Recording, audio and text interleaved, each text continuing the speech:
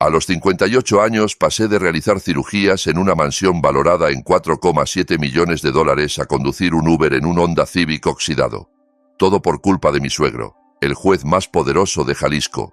Me llamo Diego Ramírez. Hace 3 años era jefe de cirugía ortopédica en el Centro Médico de Guadalajara. Tenía todo lo que un hombre podía desear. Una hermosa casa en Zapopan con 8 habitaciones y una casa de piscina más grande que las viviendas de la mayoría, una bodega de vinos que valía más que los fondos de jubilación de muchos y una práctica médica que generaba 2 millones al año. Conducía un Mercedes clase S. Mi esposa, Beatriz, vestía ropa de diseñador y pasaba las tardes en el club de campo jugando tenis con la esposa del gobernador. Ahora recojo estudiantes universitarios ebrios a las 2 de la madrugada por tarifas de $15, rezando para que no vomiten en el asiento trasero, porque no puedo pagar los $100 que Uber cobra por limpieza. Te preguntarás cómo un hombre cae tan bajo tan rápido. La respuesta es simple. El juez Cornelio Blanco, mi suegro, el hombre que controlaba la mitad del sistema judicial de Jalisco con apretones de manos en el campo de golf y acuerdos en la trastienda. Cuando su hija Beatriz decidió que se aburría de nuestro matrimonio y quería fugarse con su entrenador personal de 28 años llamado Rodrigo, el juez Blanco se aseguró de que no solo perdiera el divorcio, se aseguró de que perdiera todo. Fuiste útil para mantener a mi hija respetable después de su primer desastre matrimonial, me dijo fuera del tribunal el día que revocaron mi licencia médica. Pero ahora ha terminado contigo. Y cuando un blanco termina con alguien, esa persona desaparece. Nunca volverás a practicar medicina. Nunca ganarás más que el salario mínimo. Me he encargado de eso. Tenía razón. Todas las puertas en Jalisco se cerraron. Cada solicitud de empleo médico fue rechazada antes de que pudiera entrevistarme. Mis colegas dejaron de contestar mis llamadas. Incluso revocaron mi membresía en el club de campo por conducta inapropiada, aunque nadie pudo explicar qué conducta era esa. Pero el martes pasado por la noche, una mujer de 82 años subió a mi auto a las 11 fuera de una mansión en Puerto Vallarta. Llevaba perlas y un abrigo de lana negra que probablemente costaba más de lo que gano en 6 meses. Me estudió en el espejo retrovisor por un largo momento antes de hablar. Eres el hijo de Margarita Paula Ramírez, ¿verdad? Esas 8 palabras lo cambiaron todo, porque mi madre llevaba muerta 46 años, o eso había creído cada día desde que mi padre me dijo que había fallecido de cáncer cuando yo tenía 12 años. La mujer en el asiento trasero sacó una tarjeta de visita con letras doradas en relieve. Me llamo Constancia Duarte. Tu madre y yo fundamos el primer competidor real de Pfizer en 1978. No murió, Diego. Te ha estado buscando toda su vida. Lo que me contó después me obligó a orillarme en la carretera, con las manos temblando tanto que no podía sujetar el volante. Porque mi madre no solo había estado viva todos esos años, sino que había construido un imperio valorado en $47 millones y me lo había dejado todo a mí. Pero eso no era lo más impactante de la noche. La verdadera sorpresa era lo que había comprado con ese dinero a lo largo de los años. Específicamente, el 15% de Industrias Blanco, la empresa de mi suegro. Había estado planeando algo. Había estado esperando. Y aunque murió hace 3 años, justo cuando empezó mi divorcio, dejó atrás todo lo que necesitaba para destruir al hombre que me destruyó. El juez Cornelio Blanco pensó que me había borrado. No tenía idea de que solo había despejado el camino para que descubriera la verdad sobre quién era realmente y lo que mi madre había pasado 40 años preparándome para heredar. Esta es la historia de cómo lo perdí todo. Descubrí que mi vida entera se basaba en una mentira y aprendí que a veces la venganza se sirve mejor por alguien que la planea antes de que nacieras. Alguien que te ama lo suficiente para comprar acciones en el imperio de tu enemigo. Alguien que sabe que un día necesitarás más que dinero, necesitarás poder, y se aseguró de que tuviera ambos. Me llamo Diego Ramírez. Mi madre era Margarita Paula Ramírez, fundadora de Farmacéuticas Durames. Mi padre era Haroldo Ramírez, un trabajador de molino de papel que me secuestró cuando tenía 2 años porque no podía soportar que su esposa fuera más exitosa que él. Mi exesposa es Beatriz Blanco, quien está a punto de perder todo lo que me robó, y su padre, el juez Cornelio Blanco, está a punto de aprender qué pasa cuando destruyes al hijo equivocado. Esto no es solo una historia sobre dinero o venganza. Es sobre descubrir que la persona a la que has llorado toda tu vida te ha estado vigilando, protegiendo y preparando para el momento exacto en que la necesitarías. Incluso desde la tumba, mi madre estaba a punto de darle una lección al juez blanco que nunca olvidaría. Puedes quitarle todo a un hombre, pero no puedes quitarle su linaje. Y a veces, ese linaje vale más de lo que imaginas. La noche en que Constancia Duarte subió a mi Uber comenzó como 1000 noches más. Estaba estacionado fuera de un café, comiendo un sándwich de huevo de $2 que sería mi única comida hasta el desayuno, cuando llegó la solicitud de viaje. Avenida Vallarta, la zona adinerada que solía evitar, pero era una tarifa de $30 y necesitaba el dinero. No tenía idea de que estaba a punto de recoger a la mujer que conocía el secreto más grande de mi madre. No tenía idea de que en 20 minutos todo lo que creía sobre mi vida se derrumbaría. Y no tenía idea de que mi madre, la mujer a la que había llorado durante 46 años, había pasado esos mismos 46 años asegurándose de que, cuando llegara el momento, tuviera todo lo necesario para resurgir de las cenizas a las que el juez Blanco me había reducido. Antes de que el juez Cornelio Blanco decidiera destruirme, tenía la vida que otros médicos envidiaban. Cada mañana me despertaba a las 5:30 en mi mansión de Zapopan, nadaba en nuestra piscina climatizada y conducía mi Mercedes clase S al Centro Médico de Guadalajara, donde era jefe de cirugía ortopédica. Había realizado más de 3000 cirugías exitosas. Mis manos eran más firmes que las de un relojero suizo, y estudiantes de medicina venían de la Universidad de Guadalajara solo para observar mi técnica. Las manos del doctor Ramírez están aseguradas por $2 millones, bromeaba mi residente quirúrgico. No era una broma. El hospital había insistido en la póliza después de que yo pionera una nueva técnica de fusión espinal que reducía el tiempo de recuperación en un 60%. Revistas médicas publicaban mis investigaciones. Daba conferencias magistrales en congresos donde los doctores hacían fila para estrechar esas manos aseguradas. Mi esposa, Beatriz, parecía perfecta para esa vida. Era hermosa de esa manera cuidada que el dinero proporciona. Citas semanales en el salón, sesiones con entrenador personal cada mañana, procedimientos cosméticos sutiles que la mantenían luciendo de 35 cuando en realidad tenía 48. Servía en juntas de caridad y organizaba recaudaciones para el hospital que generaban millones. Todos decían que éramos la pareja ideal. Diego salvó la rodilla de mi padre después de ese accidente en la sierra, contaba Beatriz a quien quisiera escucharla en las cenas. Papá dice que Diego tiene las mejores manos de todo Jalisco. ¿Verdad, papá? El juez Blanco asentía desde el otro lado de la mesa, alzando su tequila en mi dirección. Este hombre me devolvió mi juego de golf. Le debo todo. La verdad era más complicada. Conocí a Beatriz durante mi residencia hace 15 años. No era enfermera ni otra doctora, como en la mayoría de los romances hospitalarios. Era representante farmacéutica que entraba al departamento de ortopedia con tacones de diseñador, sacando botellas de vino de $1000 de su maletín para cenas educativas en los restaurantes más caros de Guadalajara. Me persiguió sin descanso. «Eres diferente de los otros doctores», me dijo después de nuestra tercera cena. «Tienes hambre, quieres más que un buen salario y un auto bonito, quieres importar». Tenía razón, quería importar. Al crecer, vi a mi padre, Haroldo, romperse la espalda en el molino de papel, llegando a casa cubierto de polvo químico que lo hacía toser durante la cena. Me crió solo después de que mi madre muriera. Nunca se quejó, nunca se volvió a casar, solo trabajaba turnos dobles para pagar mi educación. «Tu madre siempre soñó que serías doctor», me decía, tocando la única foto que guardaba de ella en la repisa. En ella, me sostenía de bebé, con ojos amables pero cansados. «Margarita estaría tan orgullosa de lo que has llegado a ser, hijo. Tan orgullosa».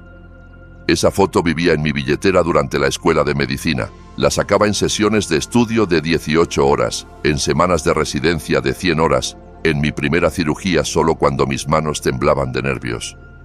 Mi madre, Margarita Paula Ramírez, que murió de cáncer cuando yo tenía 12 años. La mujer por cuyos sueños vivía. Haroldo me acompañó al altar en mi boda, ya que no tenía madre para hacerlo. Se veía incómodo en su traje alquilado, rodeado de los amigos de sociedad de Beatriz y las conexiones políticas del juez Blanco. El gobernador dio un brindis. La esposa del alcalde atrapó el ramo. Haroldo se fue temprano, alegando que le dolía la espalda de estar de pie tanto tiempo. «Tu padre es un buen hombre», me dijo el juez Blanco esa noche apretándome el hombro. «De la gente común, pero ahora te mueves en círculos diferentes, Diego. Debes pensar en tu imagen. Tal vez limita sus visitas. Debería haber visto las señales de alerta». Beatriz lo fue apartando poco a poco de nuestras vidas. Primero, estaba demasiado ocupada para las cenas dominicales. Luego, tenía migrañas cada vez que él llamaba. Para cuando Haroldo murió de un infarto 5 años después de casados, no lo habíamos visto en 6 meses. Di el elogio en una iglesia medio vacía. Beatriz se quedó en casa con un malestar estomacal, que milagrosamente se curó a tiempo para su partido de tenis esa tarde. El matrimonio funcionó bien por 10 años. Estábamos ocupados siendo exitosos. Construí mi práctica. Beatriz decoraba nuestra mansión y planeaba galas de caridad. Vacacionábamos en Suiza y Mónaco. Teníamos los amigos correctos, pertenecíamos a los clubes adecuados, donábamos a las causas justas. Si rara vez hablábamos de algo más profundo que conflictos de agenda, bueno, así eran los matrimonios exitosos, ¿verdad? Entonces Beatriz contrató a Rodrigo como su entrenador personal. 28 años, músculos como una estatua griega, vocabulario de un adolescente. Dijo que necesitaba ponerse en forma para su reunión de preparatoria. Se puso en forma, claro. También empezó a llegar a casa a medianoche, oliendo a colonia que no era mía, con ropa de gimnasio misteriosamente limpia. La noche que la confronté, se rió. «Oh, Diego, no seas tan clase media al respecto. Todos tienen arreglos. Papá ha tenido 3 amantes a lo largo de los años. Mamá lo sabe. Ella tiene su instructor de cerámica. Así es como la gente civilizada maneja estas cosas. Pero cuando pedí el divorcio, pensando que dividiríamos todo equitativamente y seguiríamos adelante, aprendí que los Blanco tenían una definición diferente de civilizado. Y el juez Cornelio Blanco estaba a punto de enseñarme que en su mundo no dejas a su familia te deja a ti. Y cuando lo hacen, se llevan todo. Los papeles de divorcio llegaron a mi oficina un martes por la mañana, entre cirugías. Beatriz no solo pedía el divorcio, me acusaba de abuso físico, crueldad emocional y malversación financiera. Me reí al leerlo pensando que era un error. «Dice que has estado ocultando activos en cuentas offshore», me dijo mi abogado Martín Flores esa tarde. «También afirma que eres adicto al juego y que has amenazado su vida varias veces».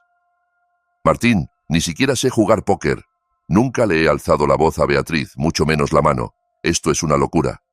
Martín asintió, confiado al principio. «No te preocupes.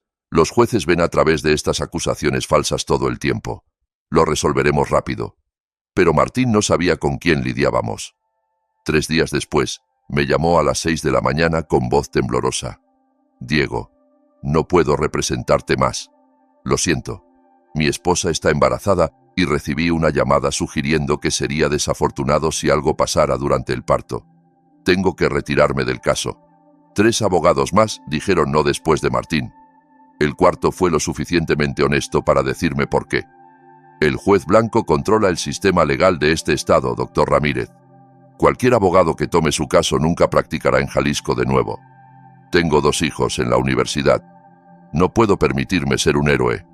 Mientras buscaba representación, el asalto comenzó por todos los frentes. La Junta Médica recibió una queja anónima de que había estado robando opioides de la farmacia del hospital. La grabación de seguridad que probaría mi inocencia se corrompió misteriosamente. Una enfermera que nunca había visto testificó que me vio llenando recetas falsas. Mi propio residente quirúrgico, el que bromeaba sobre mis manos aseguradas, de repente recordó verme actuar de manera errática durante operaciones. El doctor Hernán Pérez, administrador jefe del hospital, me llamó a su oficina un jueves. Habíamos sido amigos por 10 años. Nuestros hijos iban a la misma escuela. «Diego, tengo que suspenderte pendiente la investigación. La Junta lo exige». «Hernán, me conoces. Sabes que todo esto son mentiras». No pudo mirarme a los ojos. «El juez Blanco juega golf con cada miembro de nuestra Junta. Su sobrino es nuestro mayor donante. Tengo las manos atadas. Vacía tu oficina para las 5. El juicio de divorcio fue asignado al juez Federico Morales, compañero de universidad del juez Blanco, y su socio de golf por 30 años.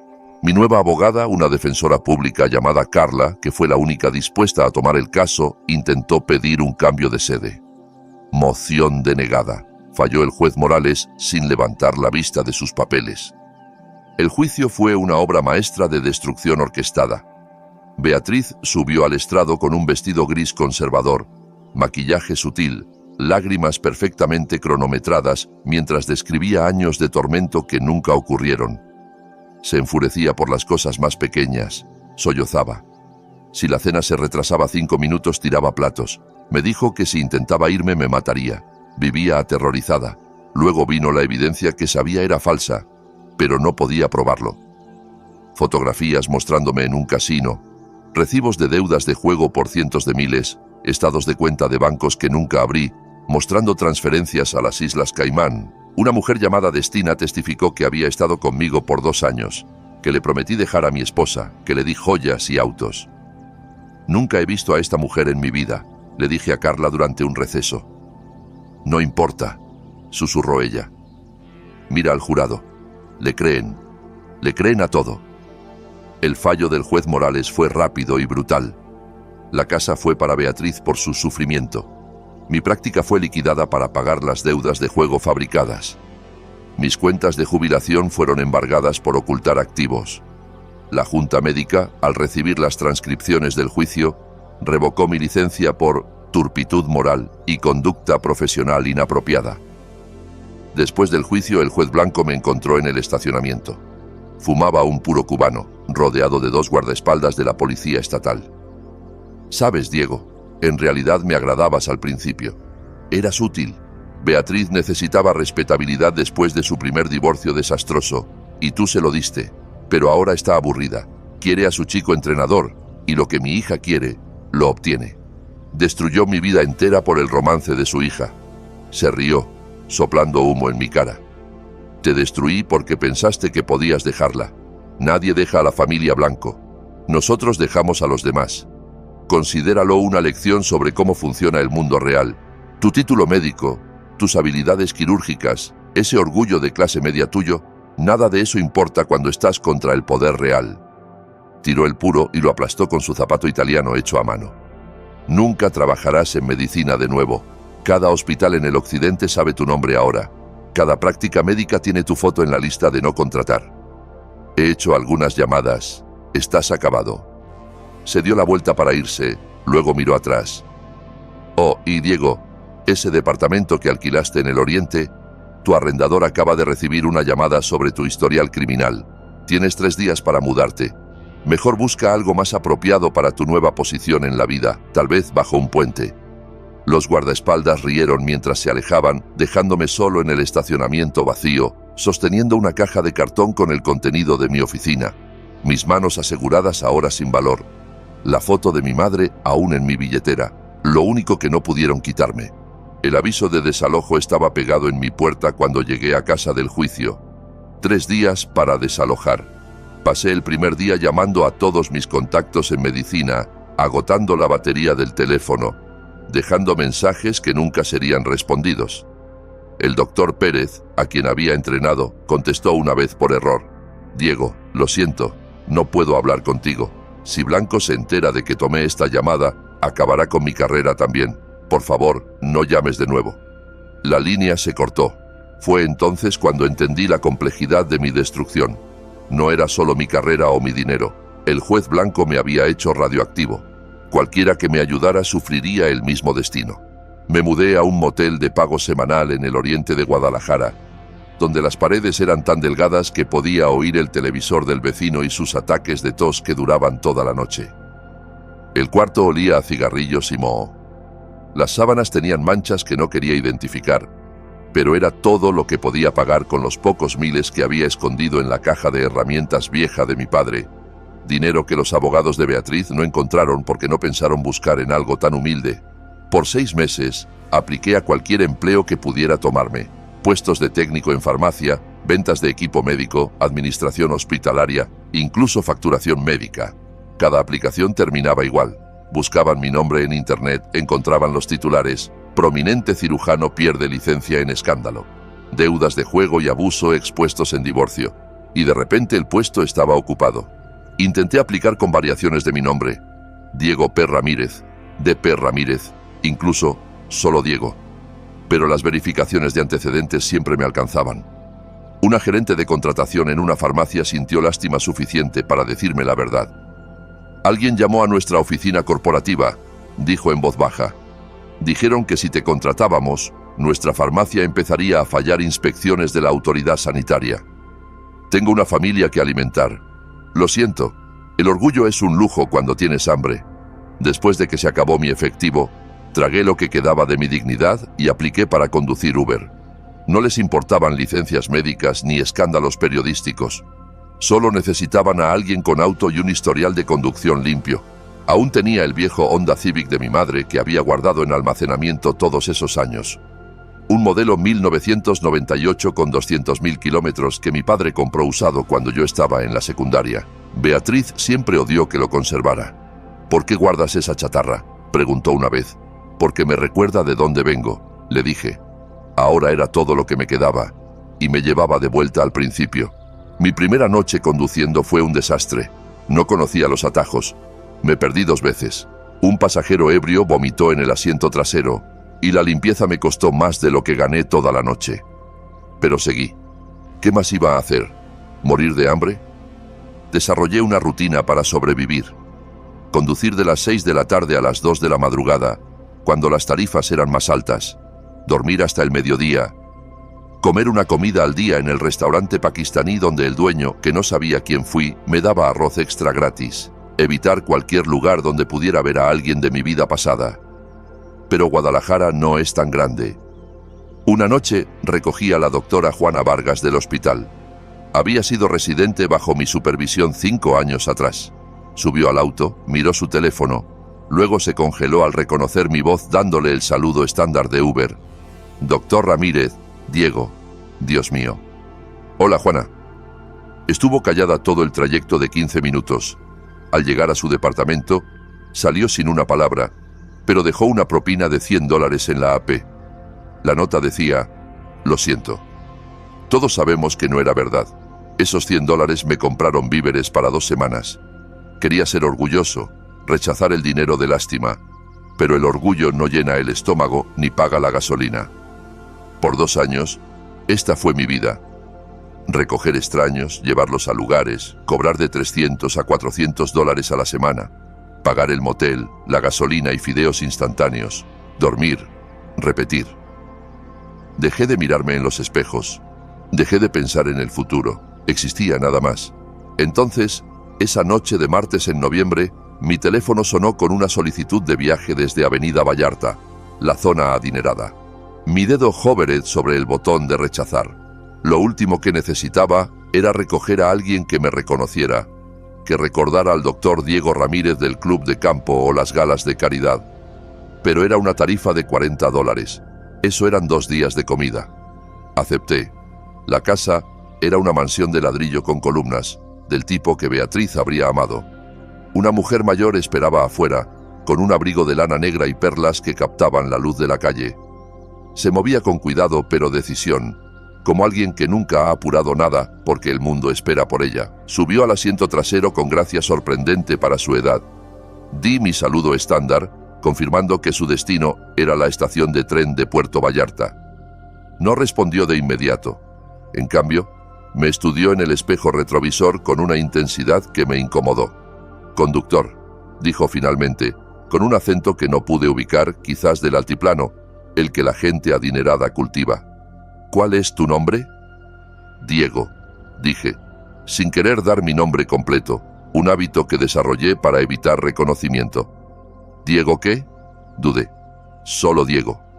Se inclinó ligeramente hacia adelante. «Diego Ramírez. Eres Diego Ramírez, ¿verdad? El hijo de Margarita Paula Ramírez».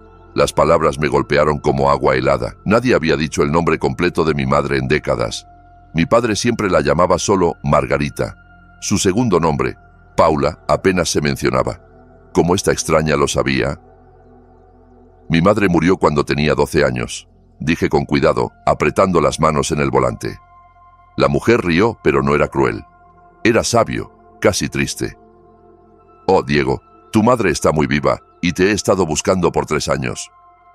Mis manos empezaron a temblar tanto que tuve que orillarme en el estacionamiento más cercano, un supermercado cerrado con una luz de calle parpadeante. La mujer en el asiento trasero permaneció calmada, sacando una carpeta de cuero de su bolso de diseñador. Me llamo Constancia Duarte, dijo, pasándome una tarjeta con letras doradas. Fui socia y mejor amiga de tu madre por 42 años. Diego, todo lo que has creído sobre tu vida es una mentira. Mi madre murió de cáncer en 1979. Mi padre me dijo que estuvo enferma por meses. Me mostró el certificado de defunción. Tu padre te mostró una falsificación, mira esto. Me entregó una fotografía y mi mundo se inclinó. Era mi madre. Inconfundible. Los mismos ojos de la foto en mi billetera, pero mayor. De pie frente a un edificio de vidrio masivo. El letrero detrás decía Farmacéuticas Duramax. Vestía un traje de ejecutiva. Cabello plateado, sonrisa confiada. La fecha en la foto era 2018. Eso es imposible. Esa mujer solo se parece a ella. Mi madre era ama de casa.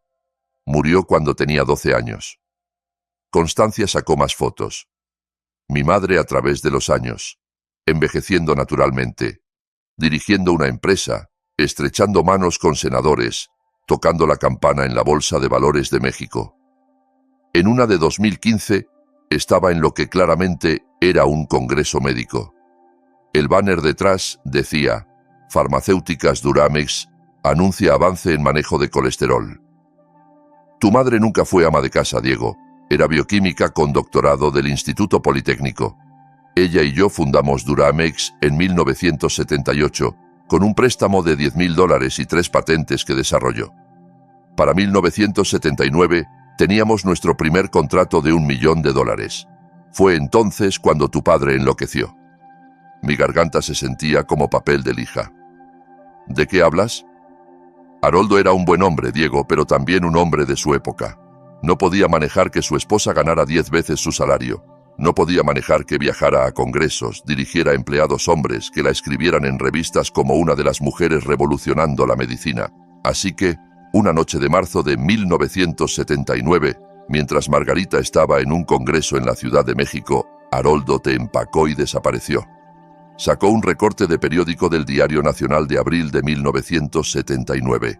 El titular decía, hijo de ejecutiva farmacéutica secuestrado por padre en disputa de custodia. Me tomó y huyó. Cambió nuestro apellido de Paulson a Ramírez, el apellido de soltera de su madre. Se mudó de la Ciudad de México a Guadalajara. Le dijo a todos que su esposa había muerto. Te dijo a ti que murió. Y Haroldo fue astuto. Se mudó lo suficientemente lejos para evitar detección fácil, pero no tanto como para levantar sospechas. Trabajaba en fábricas que pagaban en efectivo. Te mantuvo fuera de la escuela por 1 año. Luego te inscribió con tu nuevo nombre y documentos falsos. Miré el recorte, el rostro desesperado de mi madre en la foto, la cita donde suplicaba por el regreso de su hijo. Te buscó. Nunca dejó de buscar. Investigadores privados, conexiones con la policía, todo. Pero esto era antes de Internet, antes de registros digitales. Haroldo sabía cómo esconderse. Era cuidadoso, paranoico incluso. Nunca usó tarjetas de crédito, nunca tomó trabajos que requerían verificaciones exhaustivas, mudaba departamentos cada pocos años. Constancia sacó otro documento. Esto es de un investigador privado que contrató en 2005. Finalmente te rastreó a través del anuncio de tu graduación de medicina. Planeaba contactarte, pero entonces supo de tu matrimonio con Beatriz Blanco. Sabía de Beatriz. Sabía todo. Tenía gente vigilándote de lejos por años. Sabía de tu práctica, tu éxito, tu matrimonio. También sabía exactamente quién era el juez Cornelio Blanco. Por eso empezó a comprar acciones en su empresa a través de corporaciones fantasma. El 15% en 20 años, poco a poco, nunca lo suficiente para activar notificaciones regulatorias. ¿Por qué no me llamó, me escribió, apareció en mi puerta? La expresión de Constancia se suavizó. Porque vio que habías construido una vida. Eras exitoso, casado, respetado. ¿Cómo te acercas a alguien y destruyes todo lo que crees sobre su infancia? Siguió esperando el momento correcto. Entonces empezó tu divorcio. Sacó un documento legal. Esto está fechado una semana antes de su muerte. Había compilado evidencia de la corrupción del juez Blanco por 20 años. Sobornos, evasión fiscal, arreglos de casos, todo. Iba a exponerlo, destruirlo, luego revelarse a ti. Pero el derrame cerebral la tomó primero. ¿Cuándo murió? Hace 3 años, el 15 de marzo. La misma semana en que se presentaron tus papeles de divorcio. El estrés de ver lo que Blanco te hacía, sabiendo que tenía el poder para detenerlo, pero queriendo hacerlo bien, fue demasiado. Murió sosteniendo tu foto de graduación de medicina. Las lágrimas quemaron mis ojos. No sabía que aún podía llorar. Estuvo viva todos esos años. Estaba ahí en la Ciudad de México a 2 horas. Te dejó todo, Diego. 47 millones de dólares. Toda su herencia. Pero más importante, te dejó el arma para destruir al hombre que te destruyó. Ese 15% de Industrias Blanco, combinado con otros 3 accionistas que alineó en secreto, ahora controlas el 41% de su compañía. Tienes los votos para removerlo de su propia junta. Me entregó otra tarjeta. Whitman y Asociados, sus abogados de herencia. Te han buscado por 3 años, pero después de que tu nombre fue arrastrado por el lodo en el divorcio, te volviste invisible en el sistema. Sin tarjetas de crédito, sin dirección permanente, sin huella digital. Igual que tu padre cuando te llevó. Por eso me has estado buscando. Le prometí a Margarita que te encontraría. Tomó 3 años, pero investigadores privados finalmente te rastrearon a través de tu registro de Uber. Esta noche no fue al azar, Diego. He estado solicitando viajes en esta área por 2 semanas, esperando que me tocara como conductor. Miré las fotos de nuevo. La vida de mi madre sin mí. Exitosa más allá de la imaginación, pero sola. ¿Se volvió a casar? ¿Tuvo otros hijos? Nunca. Era su único hijo. Solía decir que todo lo que construyó solo esperaba que lo reclamases. Las compañías, el dinero, la evidencia contra Blanco, todo era para el día en que pudiera dártelo y decir, esta es tu herencia real, no solo riqueza, sino justicia. 6 meses después, estaba en un tribunal federal en Guadalajara, pero esta vez no era el acusado. El juez Cornelio Blanco se sentaba en la mesa de la defensa, su traje caro incapaz de ocultar el brazalete de monitoreo electrónico en su tobillo. La Policía Federal lo había arrestado en su club de campo, en medio de su juego semanal de golf con el gobernador. La imagen salió en la portada de todos los periódicos de Jalisco. La evidencia que mi madre compiló era devastadora y meticulosa. 23 años de sobornos documentados, despidos fraudulentos de casos, evasión fiscal a través de compañías fantasma y crimen organizado que llegaba a cada rincón del sistema judicial de Jalisco. Había guardado grabaciones, transferencias bancarias, incluso videos de Blanco aceptando sobres de dinero en su estudio. El director de la Fiscalía me dijo después que era el caso de corrupción más completo que habían procesado.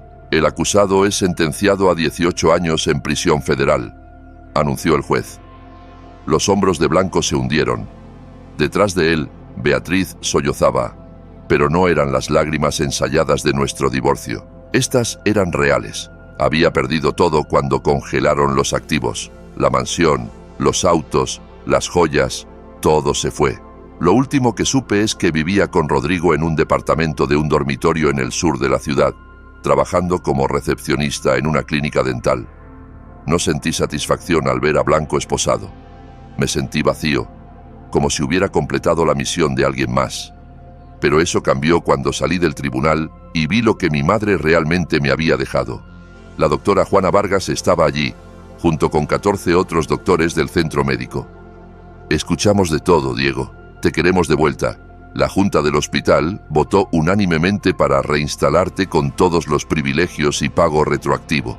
Aprecié el gesto, pero mis manos no eran las mismas después de 3 años agarrando un volante 12 horas al día. La precisión se había ido, la firmeza que una vez me hizo un gran cirujano. En cambio, tomé un puesto de enseñanza en la Facultad de Medicina de la Universidad de Guadalajara como profesor Diego Ramírez. A mi madre le habría gustado eso. Con parte de la herencia, Establecí la Fundación Margarita Paula Ramírez. Proporcionamos becas completas para escuela de medicina a estudiantes de familias trabajadoras, del tipo que tienen que elegir entre libros y comidas. El año pasado pusimos a 12 estudiantes en la escuela. Este año financiamos 20. También rastreé la tumba de mi padre en el cementerio de Guadalajara. Murió solo mientras yo construía mi práctica, demasiado orgulloso para contactarme después de que Beatriz lo apartara. Constancia vino conmigo la primera vez que lo visité.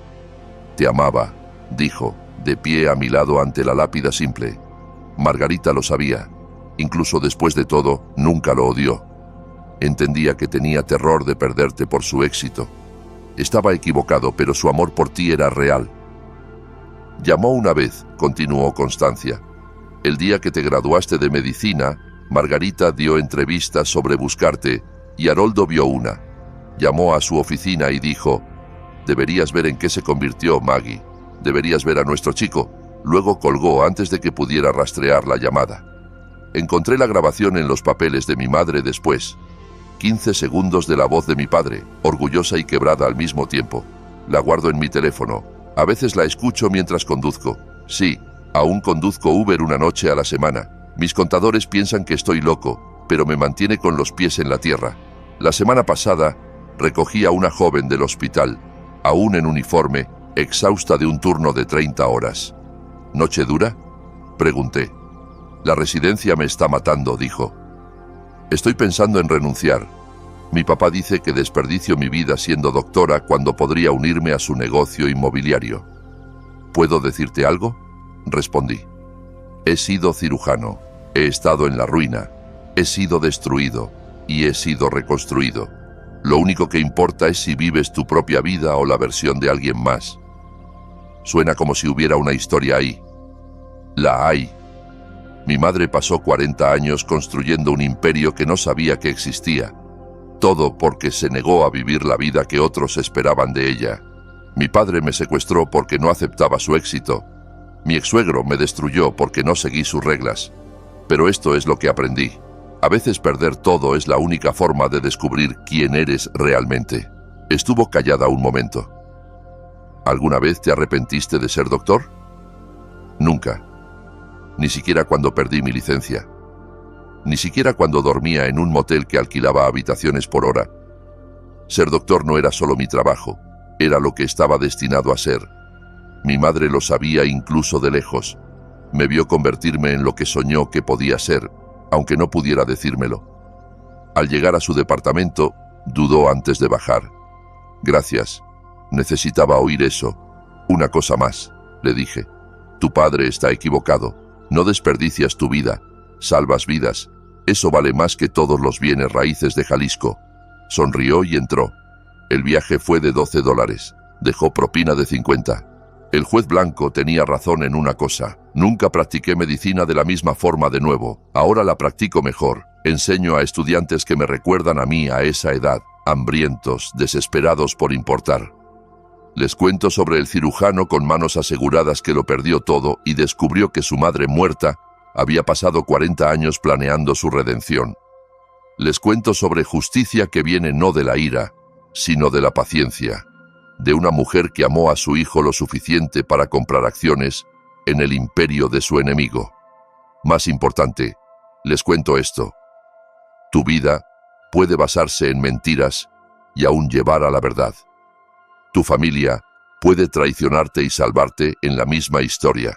Puedes perder todo lo que importa y descubrir que no era lo que importaba en absoluto. Me llamo Diego Ramírez. Mi madre era Margarita Paula Ramírez, que construyó un imperio mientras buscaba a su hijo robado. Mi padre era Haroldo Ramírez, que me amó lo suficiente para hacer lo equivocado por lo que pensó eran razones correctas. Estuve casado con una mujer que nunca me amó, controlado por un hombre que intentó borrarme. Pero aún estoy aquí, aún conduciendo, aún enseñando, aún recordando que a veces la persona más importante en tu historia es la que pensabas perdida para siempre. La familia Blanco pensó que el poder significaba controlar a otros. Mi madre sabía mejor. El poder real es jugar a largo plazo, incluso desde la tumba. El poder real es amar a alguien lo suficiente para dejarlo vivir su mentira, hasta que la verdad pueda salvarlo. El poder real es saber que la justicia no siempre viene de los tribunales. A veces viene del asiento trasero de un Uber, entregada por una mujer de 82 años con perlas y timing perfecto, cargando tarjetas y fotografías que reescriben todo lo que creías saber sobre ti mismo. Gracias por escuchar esta historia de pérdida, traición y el descubrimiento definitivo de que a veces nuestra mayor herencia no es el dinero, sino la verdad. Si esta historia te conmovió, tocó tu corazón o te recordó que la redención puede venir de los lugares más inesperados, por favor toma un momento para dar like a este video. Tu apoyo ayuda a que estas historias lleguen a otros que podrían necesitar oírlas.